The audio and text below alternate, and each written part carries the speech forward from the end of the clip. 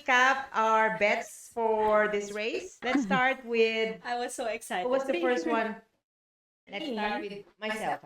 Okay. I had Lando, Kim, and George. So 0. JM, you had George, Oscar, and Kim. I have 4 points.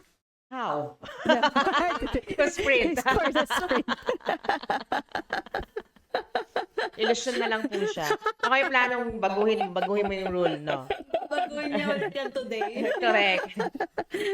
And then- And then, JJ with the championship lock like Kimi.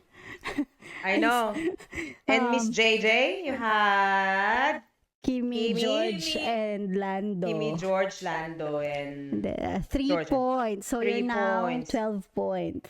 I Oh know. my God. Even if you keep on changing the rules, the result is still gonna be the same. Congratulations, you're on 12 points. I'm on 4 Yes. points. And Jem, you still have your 1 point.